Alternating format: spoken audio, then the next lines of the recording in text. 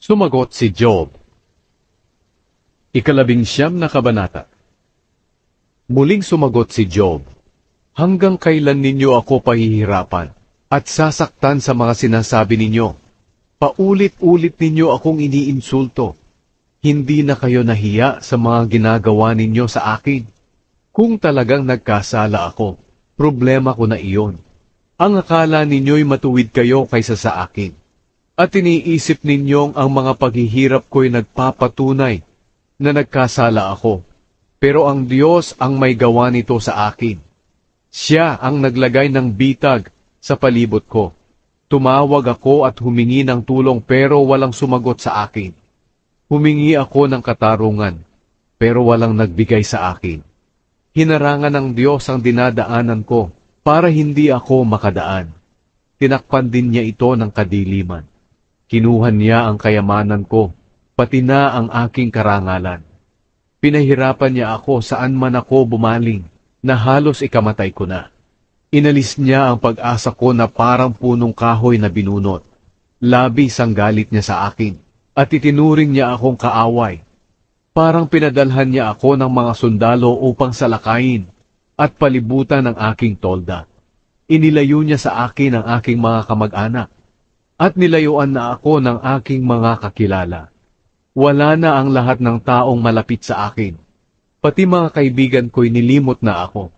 Hindi na ako kilala ng aking mga bisita at mga babaeng alipin. Itinuring na nila akong dayuhan. Kapag tinatawag ko ang aking alipin, hindi na niya ako pinapansin, makiusap man ako. Ang asawa ko'y nababahuan sa hininga ko. At ang mga kapatid kong lalaki ay nandidiri sa akin. Hinahamak ako kahit ng mga batang paslit.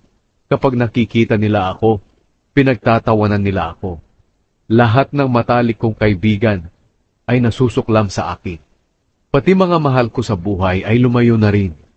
Butot balat na lang ako at halos mamamatay na. Maawa kayo sa akin, mga kaibigan ko, dahil pinahihirapan ako ng Diyos. Bakit ninyo ako inuusig tulad ng ginagawa ng Diyos sa akin?